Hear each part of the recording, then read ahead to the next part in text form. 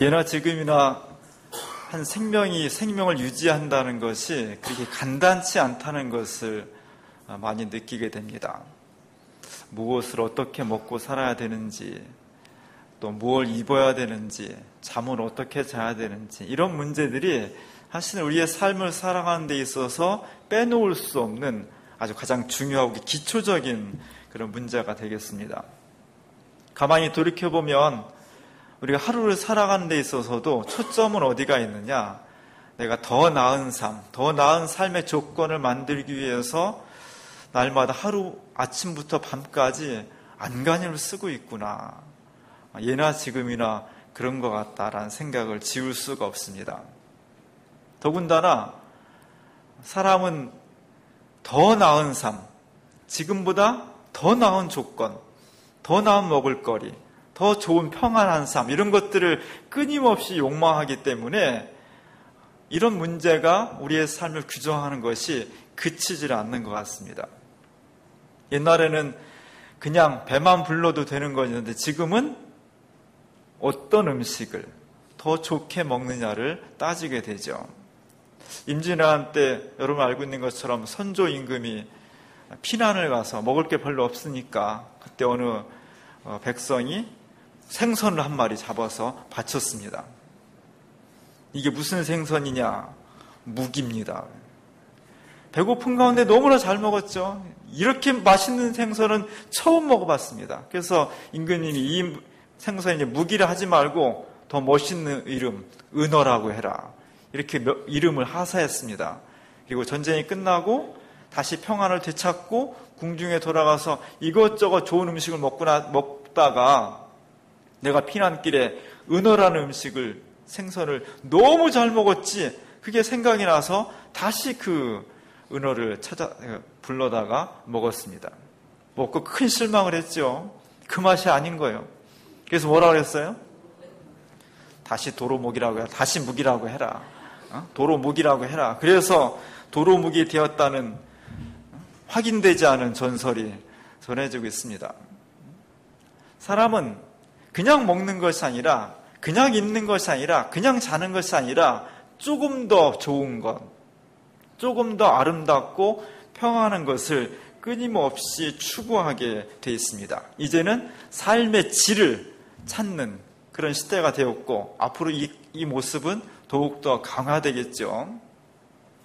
옛날이나 지금이나 이런 경제적인 문제, 물질적인 문제가 우리의 삶을 확 규정하고 있어요. 옛날과 지금이 달라진 것이 있다면 옛날에는 일일이 다 먹는 거, 입는 거, 자는 것을 찾아야 됐지만 지금은 너무너무 편리해진 게 돈 하나만 있으면 모든 게 다 해결될 수 있습니다. 그래서 사람의 외모, 지혜, 타고나는 거잖아. 이건 어쩔 수가 없는 거잖아요. 지금은 다 고쳐요. 서울 압구정동에 가면 건물마다 전부 다가 다 성형외과가 무지하게 많이 있습니다. 돈만 있으면 부모님이 이렇게 물려줬어도 이렇게 고칠 수가 있는 세상이 되어버렸어요. 돈만 있으면 옛날에는 옷 몇 벌 가지고 뭘 입어야 될지 고민했지만 지금은 돈만 많으면 너무 옷이 많아가지고 도대체 오늘은 무슨 옷을 입고 나가야 멋있을까 하고 고르는데 고민이 되는 거예요. 돈만 있으면 옛날엔 방학한도 감사했지만 지금은 수영장이 딸린, 잔디밭이 딸린 저택에서, 그리고 밤에는 천장을 열고 밤하늘을 볼 수 있는 그런 저택에서도 얼마든지 살 수 있는 거예요. 모든 것이 다 돈으로 귀결이 되어 있습니다. 그래서 현대를 살아가는 모든 사람들은 이제 돈을 버는데 모든 초점을 맞춰요. 사람을 만나도 사람을 만나는 게 아니라, 인격을 만나고 영혼을 만나는 게 아니라 돈을 만나는 거예요. 그런 시대가 특히 현대의 자본주의라는 사회 속에서 개인뿐만 아니라 사회의 모든 의식과 제도와 시스템 자체가 그렇게 변하고 있다는 것이 두려운 거예요. 그래서 사람들은 날마다 돈 해. 그래서 오늘 예수님은 돈 워리 그런 것 같아. 원래는 그냥 걱정하지 말라는데 저는 이 말씀이 돈 걱정하지 말아라, 돈 워리, 돈 걱정하지 마, 이렇게 들려요. 예수님의 말씀은 인간의 삶을 근본적으로 예나 지금이나 규정하고 있는 이 물질적, 경제적 조건으로부터 우리가 자유할 수 있을 때 진정한 구원과 행복을 이룰 수가 있다는 겁니다. 오늘 예수님께서 갈릴리에 모인 사람들에게 말씀을 전하고 있어요.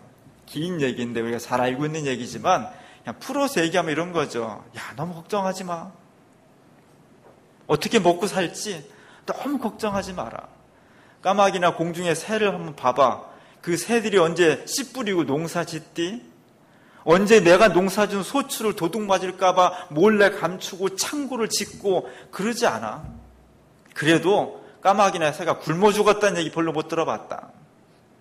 무엇을 입을까? 걱정하지 말아라. 들에 백합 하나 들풀들 보면 씨를 싸지도 않고 옷을 만들지도 않지만 그 풀들이 옷이 없어가지고 죽었다. 이런 얘기 못 들어봤다. 그러니까 우리가 너무 먹고 살고 집 살고 이런 것에 의해서 근심하느냐고 걱정하느냐고 인간이 본질적으로 갖춰야 될 그런 것들을 잃어버리는 그런 어리석음을 범하지 말아라. 하나님께서 공중의 새도 먹이시고 들풀도 먹이시는데 그 모든 것을 관장하도록 책임자로 세우신 하나님의 형상대로 지음받은 인간에게 더 좋은 것을 주시지, 더 책임져 주시지 새나 들풀보다 못하시겠느냐. 이것을 믿는 것, 이것을 확신하고 그 믿음대로 살아가는 것이 인간의 참된 자유고 행복이고 구원이다. 이런 말씀을 우리에게 해주고 있는 겁니다. 문제는 2000년 전에 지금 이 얘기를 하고 있는 예수님의 청중, 이 얘기를 듣고 있는 예수님의 사람들은 갈릴리 주변에 살고 있는 가난한 사람들이었어요. 기본적으로 먹고 입고 사는 것이 갖춰져 있는데 이거 갖고 만족하지 못해서 더 좋은 거, 더 맛있는 거, 더 아름다운 거, 더 편안한 것을 추구하는 그런 기본 시스템이 되어 있는 사람들이 아니라 오늘 뭐 먹지? 오늘 점심은 어떻게 때우지? 옷 한 벌밖에 없는데 이거 1년 내내 입어야 되나? 오늘 잠은 어떻게 자지? 뭐 이런 것을 당장의 것을 근심하고 걱정할 수밖에 없는 사람들, 지금으로 하면 기본 소득도 안 되는 사람들, 그래서 하루하루를 이런 것 때문에 근심하고 걱정하고 상처받고 이럴 수밖에 없는 사람들이 지금 예수님의 청중들이에요.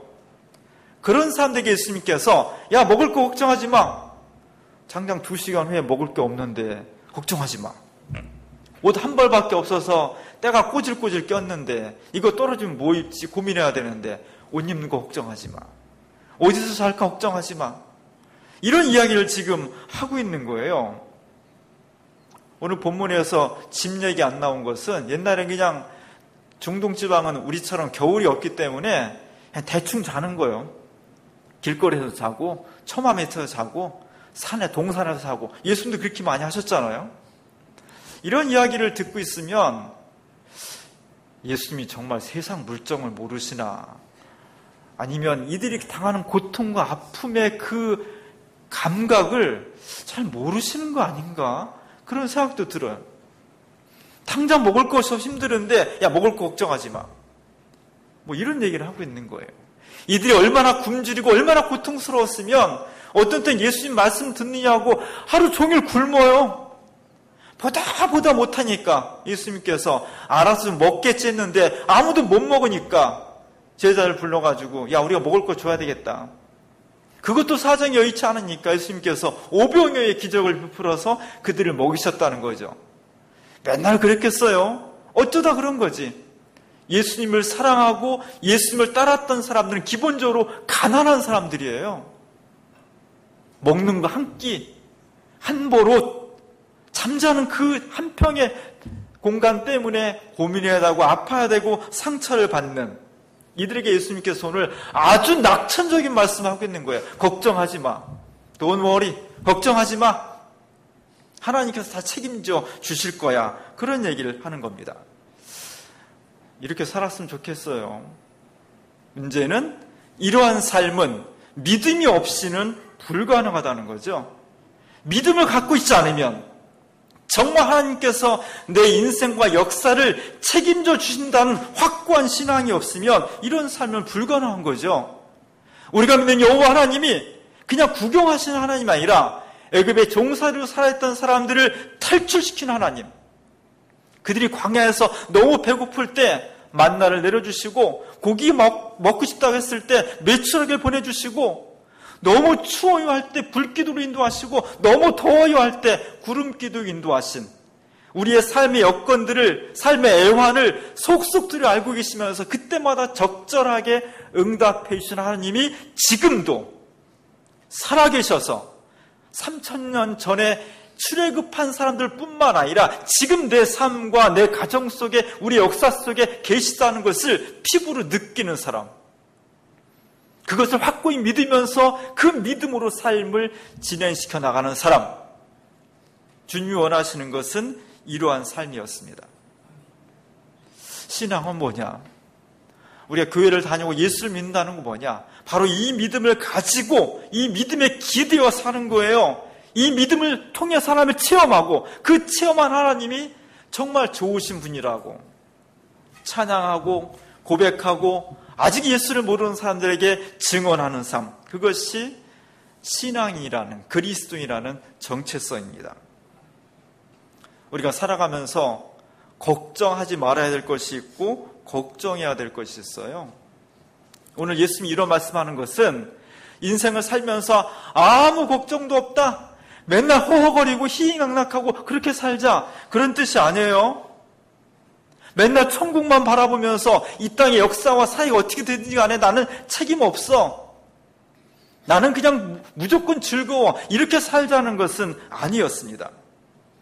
하나님의 뜻을 성취해야 된다.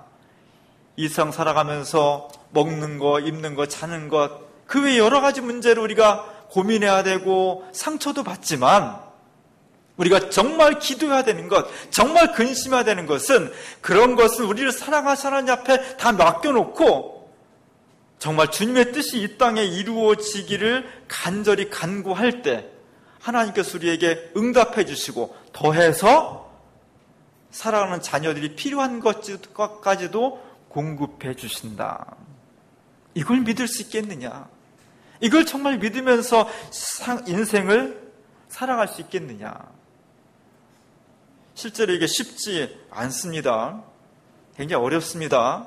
당장 필요한 물건이 있는데 돈은 한 푼도 없고, 부모님 병원 가야 되는데 돈은 없고, 아이 학원은 보내야 되는데 돈은 없고, 이런 현실을 우리가 시시각각으로 만나잖아요.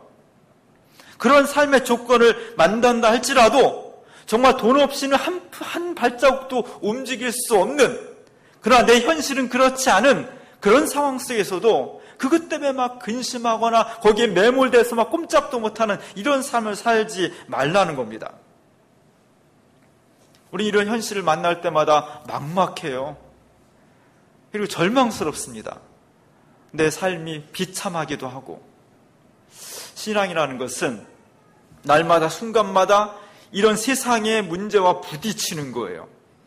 부딪히면서 때로는 그것 때문에 상처를 받고 고통을 당하지만 마침내 그것을 실존적으로 돌파해 가는 거예요.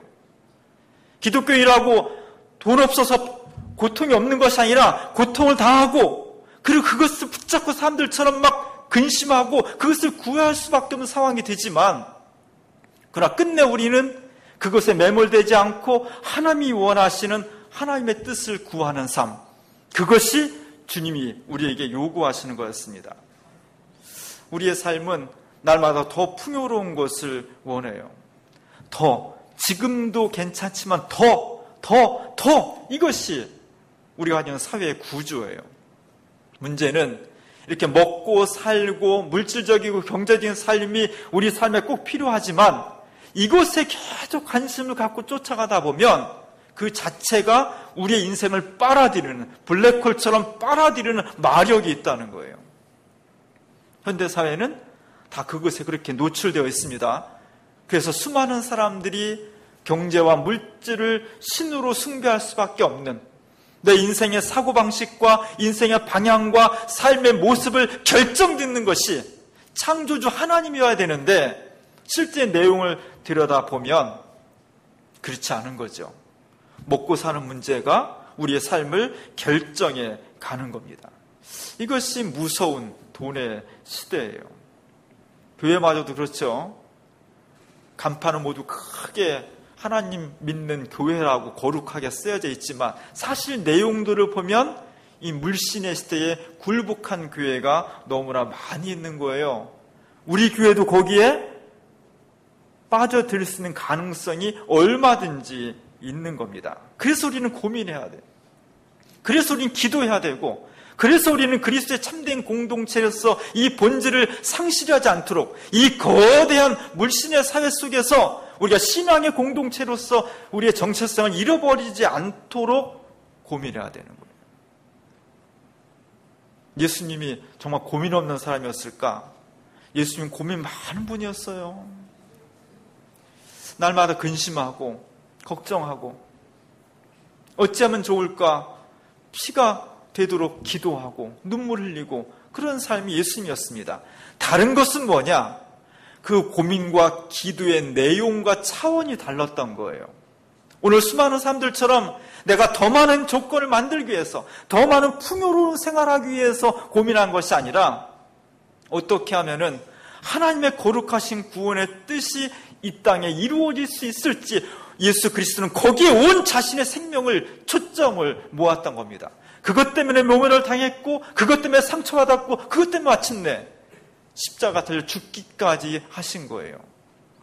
오늘 권사님 기도에서 기도하신 것처럼 오늘 정말 우리가 예수를 믿는 사람으로서 걱정해야 될 것은 우리가 더 많은 것, 내 삶의 물질적인 조건 이런 것들을 그냥 하나님께 맡겨버리고 정말 우리가 하나님 뜻이 이 땅에 이루어질 수 있기를 간구하며 기도해야 된다는 겁니다.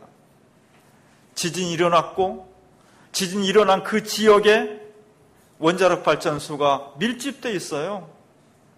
근데도 얼마나 태평한지 모르겠습니다. 다시는 지진이 안 올 것을 확신하고 있습니다. 다시 지진이 오고 원자력 발전소가 무너지면 우리는 감당할 수 없는 상처가 이 땅 백성들에게 닥치는데도 너무너무 태평에 근심하지 않아요. 우리는 6.25 전쟁을 겪은 지 이제 60년 넘었는데 다시는 이 땅에 전쟁이 없을 것 같아. 그러면서 남과 북은 계속 갈등하고 무기는 계속 첨단 무기가 들어오고 있고 자칫 잘못해서 총이라도 한 방 쏘면 금세 이것이 전쟁터로 변할 것인데 그 끔찍하고 잔인한 전쟁이 다시는 없을 것처럼 그런 환상을 가지고 살아가는 거예요. 나라나 지역이나 점점 더 부유한 것과 가난한 사람들의 편차가 심화되고 있어서 이렇게 나갔을 때 어느 시점에 가면 세상에 큰 공황과 아픔이 올 것인데 그런 것에 대해서 걱정을 하지 않는다는 겁니다. 사대강이 만들어서 지금 우리 산하가 완전히 뒤집혀지고 생태계가 변화되고 있는데 우리가 그것에 걱정하지 않아요. 하나님이 원하시는 것은 개인적인 문제에 대해서는 하나님께 맡기라는 거예요. 그 대신 정말 이 땅과 생태계 속에서 하나님이 원하시는 생명과 평화와 정의를 일으켜야 되는데 그것이 안 되고 있는 것에 대해서 가슴 아파하고 그것 때문에 고민하고 그것 때문에 밤잠을 이루지 못하고 하나님 어찌하면 좋습니까? 주님 앞에 기도하고 그러면 하나님께서 우리의 기도를 들어주시고 우리가 구하지 않은 것까지도 이미 알고 계신 하나님께서 우리에게 필요한 것을 채워주신다. 이것이 기독교인이에요. 이것은 믿음 없이는 불가능해요. 그래서 세상적인 비그리스도인들은 자기가 원하는 것을 찾고 기도하는데 매몰되지만 기독교인은 그 모든 것은 하나님께서 책임져 주실 것이고 우리는 주님의 뜻을, 주님의 나라와 그 의를 먼저 구합니다. 교회는 바로 그것을 체험하는 곳이에요. 교회는 바로 그것을 체험하고 고백하고 나누고 세상에 확산시키는 하나님 나라의 공동체인 겁니다. 믿었으면 좋겠습니다.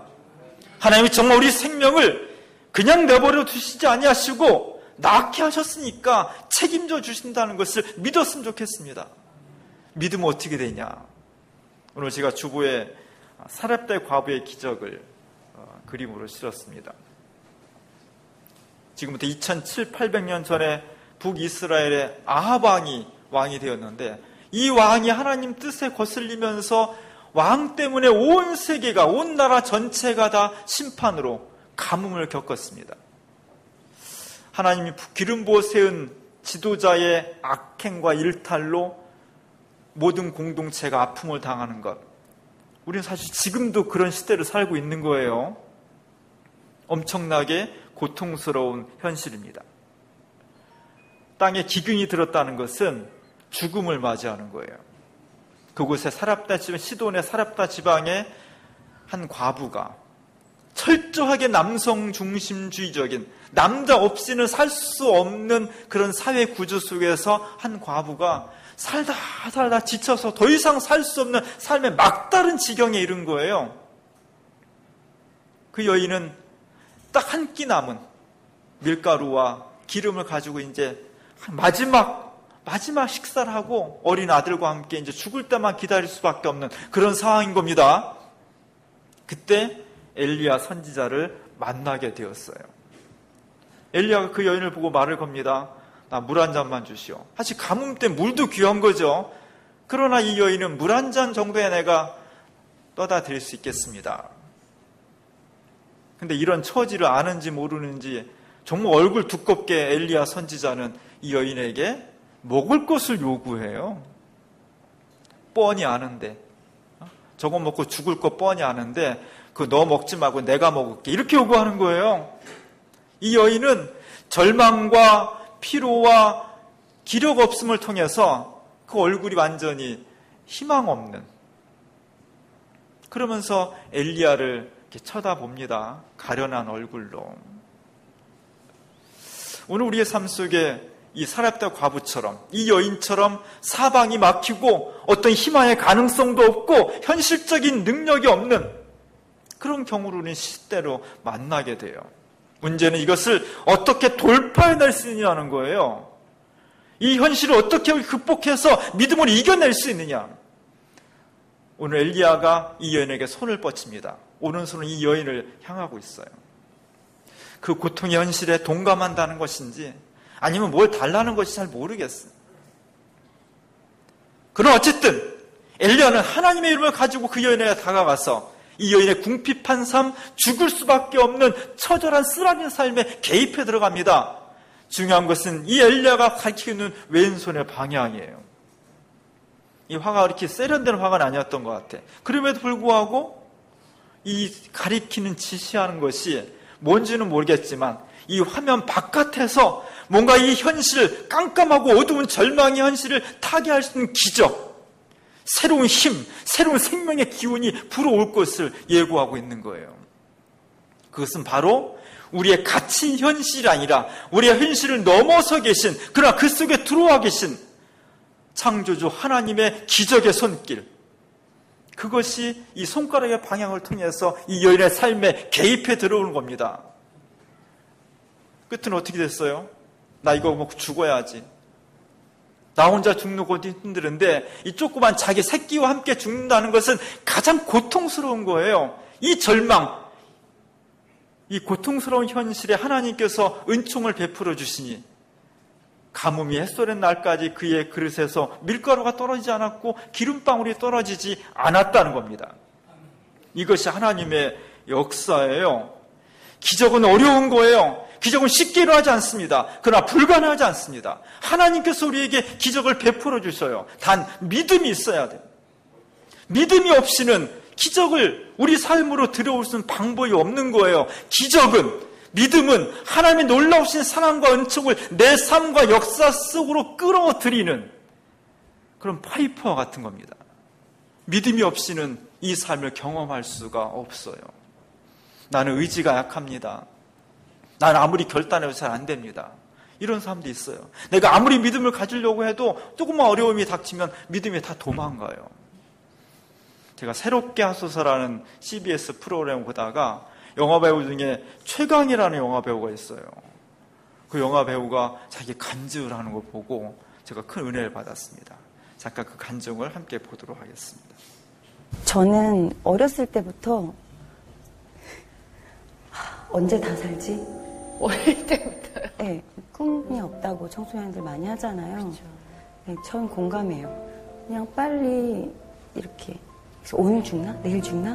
미남은 방구를 찍을 때 지금 돌이켜보니까 그게 우울증이에요. 되게 밝아요, 막 사람들한테. 팬다운 심한 거죠. 그리고 정말로 안녕 하고 문 딱 닫으면 그냥 딱 닫으면서부터 눈물이 나고 불도 안 켜고 그래서 밥도 이렇게 뭐 먹을래? 뭐 나는 혼자 먹을래. 나는 시켜줘. 그래서 사람들이랑 먹으면 체하고 그래서 짜장면 같은 거 막 먹으면서 정말 한 입 딱 먹으면 눈물이 확. 자존감이 너무 낮은데 내까짓게 막 이런 게 되게 심했어요. 저 막 이거 어떻게 보이려나? 네. 막 자해 같은 것도 하고 그랬어요. 자존감이 되게 낮았는데 제 피가 또 어떤 사람은 살아나고 그러니까 그냥 가는 거예요. 헌혈의 집에 골수기증하고 사람들이 막 넌 어떻게 그런 일을 했니? 그럴수록 저는 살기 힘들어졌어요. 속은 더 기쁨은 없고 그냥 세상에 생각해보세요. 천사가 봉지에 술을 담아갖고 덜덜 떨면서 문 닫고 막 울고 손을 덜덜 떨면서 뭐라도 끊고 내가 좀 괜찮은 사람이고 싶은데 금연 금주 막 하루도 못해요.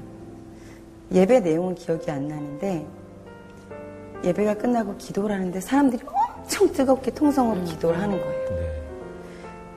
근데 제가 갑자기 눈물이 팍 터진 거예요. 그래서 이랬어요. 살려주세요. 근데 그게 진짜였어요. 자존심이 확 내려가서 살려주세요. 근데 그게 잘 도착한 것 같아요. 그렇게 작게 신음했는데도 불구하고. 네. 그러고 제가 그렇게 얘기했던 것 같아요. 속으로. 기도를 했는지 모르겠어요. 저는 의지 박약인 거 아시죠? 의지 박약이잖아요. 이렇게 만드셨잖아요.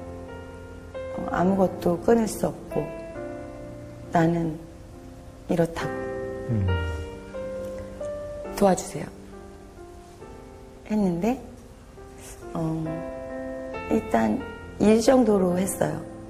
제가 못 끊는 건 아니까 그런 생각을 해본 거예요. 몇 번 시도했다가 내가 이게 좋아서 하는 게 아니라 괜히 한다. 그러면서 담배 같은 경우는 괜히는 안 펴야지. 괜히는 안 필게요. 근데 피고 싶으면 필게요. 술 괜히는 안 먹을게요. 근데 정말 먹고 싶으면 먹을게요. 그렇게 했어요. 그리고 몇 번은 먹고 했는데 나중에는 먹으려고 괜히 먹는 것 같다. 조금 있다 좀 더 먹고 싶으면 먹어야지. 또 있다 또 괜히 먹은 것 같아. 그래서 괜히 피는 것 같아. 이렇게 했는데 세상에 그게 끊긴 거예요. 예수님, 제가 만난 예수님은 자유예요. 그리고 그게 세상의 어떤 자유보다 제가 진짜 자유라고 생각했던 모든 행동들을 해봤을 때 세상의 자유는 저를 진짜 자유롭게 하지 못했어요. 찝찝하고 다음에 수습해야 되고 결국 내가 점점 더 죽어갔는데 그 진짜 자유를 한번 맛보셨으면 좋겠어요. 제가 만난 예수님을 여러분이 만나기를 기도할게요. 믿음은 그런 겁니다. 믿음은 의지와 결단력이 아니라 그 모든 내 연약함까지도 하나님 앞에 맡기는 거예요. 그 맡기는 것 속에서 주님을 인도하시고 우리로 하여금 세상 근심과 걱정에 얽매이지 않고 진정한 자유를 누리면서 하나님의 능력을 체험할 수 있도록 인도하시는 겁니다. 쉽지 않습니다. 그러나 어려운 일도 아닙니다. 정말 믿음대로 한 1년만 그렇게 살아보자고요. 이렇게도 안 되고 저렇게도 안 되는데 내 모든 것을 주님께 맡깁니다. 나를 죽이든지 살리든지 나를 책임져 주십시오. 내 이 말씀을 믿고 나아가겠습니다. 내가 의지도 약하고 결단도 약하지만 그것까지도 하나님께서 책임져 주십시오. 이런 믿음으로 나아갈 때 하나님께서 오늘 이 여인에게 베풀어 놀라운 역사와 기적을 오늘 우리에게 베풀어 주시는 겁니다. 믿음으로 나아가서 세상 걱정이 아니라 하나님을 통해서 새로운 인생과 역사를 체험할 수 있는 우리 주민 공동체가 될 수 있기를 주님의 이름으로 간절히 축원합니다.